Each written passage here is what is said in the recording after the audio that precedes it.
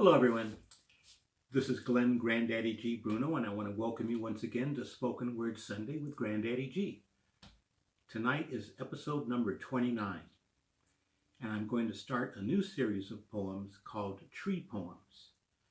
I love trees. I think trees are the most beautiful, mystical, spiritual living things on earth. And my idea was to create a book like an art book, maybe 8 by 10. Each page would be a picture or a painting or a drawing of a tree or a photograph. And I would type the poems, they're mostly short one-page poems, in the shape to match the tree and have a color of text that can be read with the tree in the background. So that was my idea for a little book called Tree Poems. So I think I will go ahead and put that here together in the next few months. I'm going to put everything we've done over the last 30 weeks into a book called Spoken Word Sunday, A Month of Sundays, Volume 1. And then when we get to episode 60, it'll be Volume 2, and so forth and so on. So to begin Tree Poems, I started writing a new poem. I wanted an introduction to it, and I just finished it this morning. So it's a brand new poem, Tree Poems. The first one is called, I Want to Be a Tree. If there is such a thing as reincarnation, I would like to come back as a tree. But for me to do so, I would have to lead a most excellent life, because I believe trees are one of the highest life forms. A tree spends its entire life giving. They give food and shelter to animals, birds, and insects. We humans also eat the fruits, nuts, and berries from trees. We seek out its shade to cool us. If trees did not produce oxygen, we could not even survive on this planet. We appreciate and admire their beauty. We create drawings, paintings, photos, films, stories, and poems about them. Even after they die, they renew the forest floor. A dead tree still provides homes for small animals and food for insects. A dead tree also lives on as chairs, tables, buildings, and everything else made of wood. A tree does not have to hunt for its food. It stays in one place, and the food comes to it.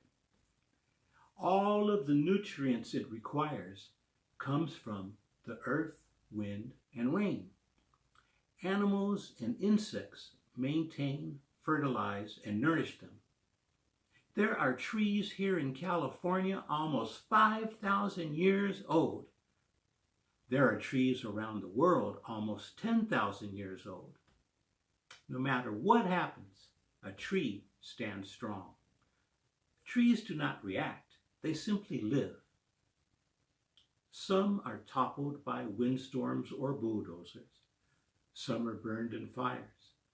But the vast majority live on, and many times they grow back. The one thing that some of the most beautiful places in the world have in common is that there are trees there. Trees enjoy incredible scenic views.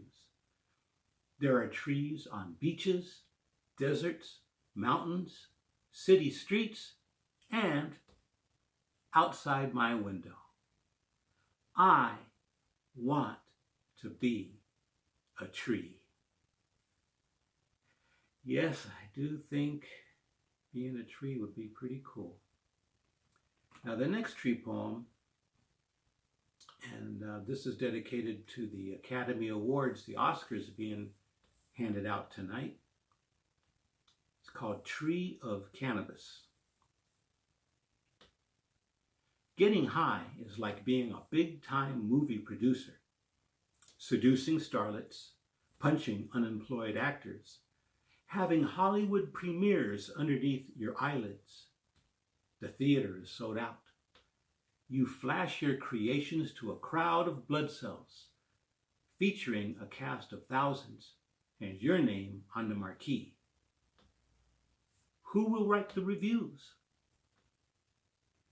I'm going to continue with tree poems next week, along with a new poem called A Month of Sundays. But this week, I'm always looking for poetry. Like I said in last week's episode, how much I love poetry. And I saw 2 documentaries about poetry on television, on PBS. The first one was about the poem that's inscribed on the base of the Statue of Liberty, Lady Liberty in New York Harbor. And it was written by Emma Lazarus, November 2nd, 1883. And it was put onto the bronze plaque at the base of the statue in 1903. The poem is called The New Colossus. Not like the brazen giant of Greek fame, with conquering limbs astride from land to land, here at our sea-washed sunset gates shall stand a mighty woman with a torch whose flame is the imprisoned lightning, and her name, Mother of Exiles. From her beacon hand glows worldwide welcome. Her mild eyes command the air-bridged harbor that twin cities frame.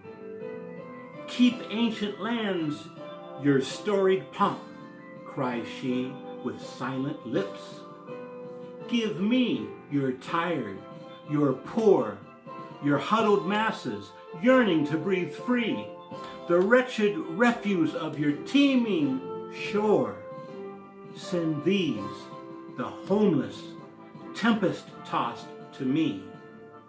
I lift my lamp beside the golden door. Yes, that's beautiful. 1903, I guess we felt a lot different about immigrants then than we do now. But what struck me about this poem is her name is Mother of Exiles. It's like Mother of Dragons, right? But Mother of Exiles, people who are exiled are immigrants. And she welcomes, worldwide welcome. She says, give me your tired, your poor, your huddled masses yearning to breathe free. Poor huddled masses wanting to breathe free. Wretched refuse of your teeming shore. Send these to homeless, tempest-tossed, people that have homeless, been tossed by the winds of change. I lift my lamp beside the golden door, lifting the lamp to guide the way to the new home of America. So I think it's a beautiful poem that we should pay more attention to. The last one tonight I want to dedicate to National Black History Month on this last Sunday in February. And one of the greatest poets, period, Maya Angelou. In my lifetime, she's probably the only poet that really made it and became a celebrity. Her poetry is just dynamic. And in this documentary I saw about Maya Angelou, it's called Again I Rise. I highly recommend it. They talked about, there was an interview with Mr. Singleton, the director of a film called Poetic Justice, which starred Janet Jackson and Tupac Shakur. And in the film, Janet Jackson played a young poet, and Maya Angelou got involved in the film because they wanted to use some of her poetry. So she was on set one day, and the director told the story of how something made Tupac angry, and Maya Angelou heard this commotion going on. So she came out of her trailer and she heard Tupac cursing everybody out, yelling, causing a big fuss, and using a lot of profanity, including the N-word, MF this, F that, etc. And she said, oh, this poor boy is hurt. This poor child is in pain. So she went over and put her arm around his waist and walked him down a hill away from everyone else. And later they interviewed her and she told the story, and she said when she talked to him, she told him the story of the African American people and the story of that word. And she said he started to cry and that he apologized and felt so sorry and so ashamed. And I think this poem is called Still I Rise, written in 1978 by Maya Angelou. I think this poem, the words of the poem, I think are probably the sentiments that she gave to Tupac that day. And in memory of both of them, in memory of Tupac, I'm going to play a little hip hop beat on here. Let's see here. Here we go. Here's the hip hop.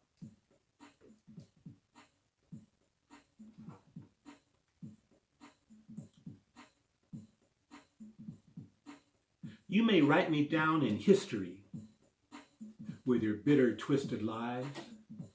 You may trod in the very dirt, but still like dust I'll rise. Does my sassiness upset you? Why are you beset with gloom?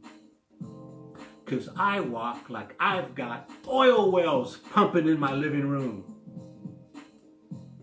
Just like moons and like suns, with the certainty of tides, just like hopes springing high, still I'll rise. Do you want to see me broken, bowed head and lowered eyes, shoulders falling down like teardrops, weakened by my soulful cries? Does my haughtiness offend you? Don't you take it awful hard, 'cause I laugh like I've got gold mines digging in my own backyard. You may shoot me with your words. You may cut me with your eyes. You may kill me with your hatefulness, but still, like air, I'll rise. Does my sexiness upset you? Does it come as a surprise that I dance like I've got diamonds at the meeting of my thighs? Out of the huts of history's shame, I rise. Up from a past that's rooted in pain, I rise. I'm a black ocean, leaping and wide, welling and swelling, I bear in the tide. Leaving behind nights of terror and fear, I rise. Into a daybreak that's wondrously clear, I rise. Bringing the gifts that my ancestors gave. I am the dream and the hope of the slave. I rise, I rise, I rise. No matter what race or nationality, I think we can all take wisdom from that we rise and that we overcome. And this week I heard someone talk about the difference between being a survivor and a victim. And I think we should all survive and overcome whatever obstacles we have in our life and rise. And let's have a great week. I'll see you next week on Spoken Word Sunday. Don't forget to like the video, share, and subscribe. Thank you.